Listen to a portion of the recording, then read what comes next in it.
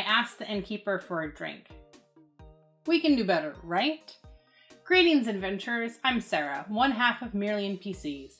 And if you've joined me here today, it's because you're looking for easy tactics you can use to level up your role-playing, even with little or no acting skills whatsoever.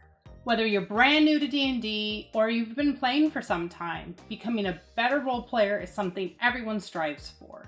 Believe me, I know how it feels to sit at a table or webcam with other players who speak in these hilarious accents and fully embrace their characters as the session goes on. It can be intimidating, but it doesn't have to be. Fake acting tip number 1. Give your character a catchphrase. No matter where you are in a campaign, you can implement a catchphrase to your regular vocabulary and instantly you've added a new dimension to your character. Think of those phrases or snippets of dialogue you keep repeating from your favorite movies, or come up with one of your own.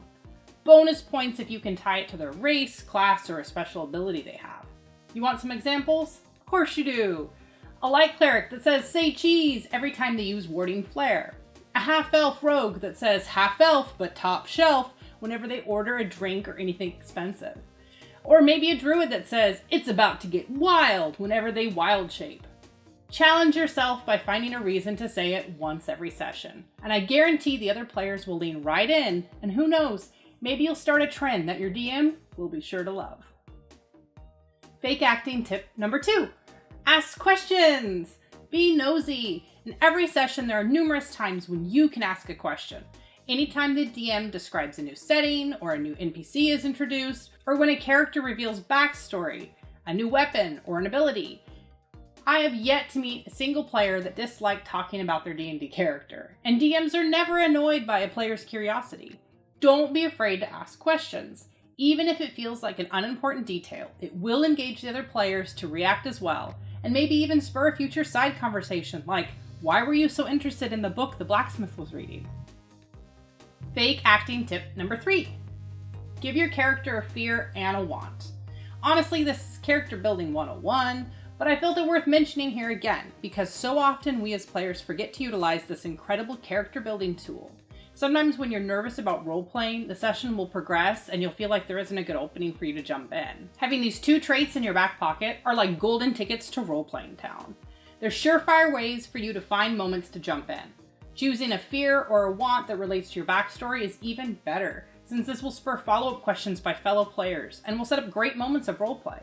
While your fear of snakes might seldom come up, there will be a time it does, laying out the runway for you to lean in and reveal a hidden side of your character. Or your rogue's obsession with daggers and their never-ending quest to add to their collection will cause other characters to find reasons to search loot or take time to stop by shops, just for them.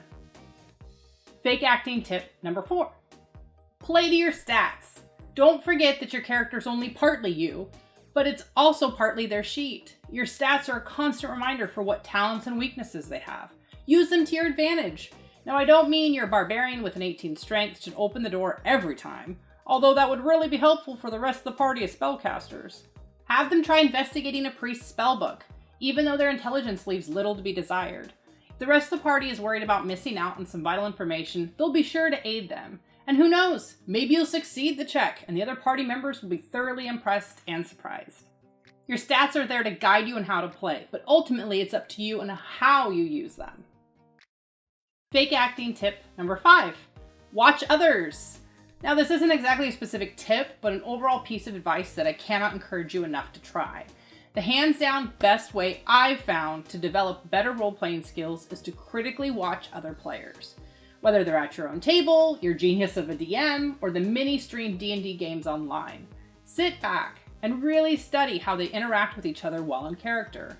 Take notes on which of the previous tips I've given you they're utilizing and how they affect their overall gameplay. Notice what specific action a character did or statement they said that triggered a side conversation to develop.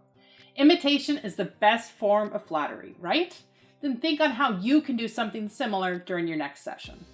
Like any skill in life, practice makes perfect. These are just a few shortcuts that will help you springboard into better role-playing experiences. But the truth is, more time at the table will strengthen your abilities to get in and stay in character. And let's be honest, who doesn't want to play more D&D? Thanks again for watching, and for more D&D and storytelling guides, check out the whole collection of videos on our Merely NPCs channel. So until next time, get out there, roll some dice, tell some stories.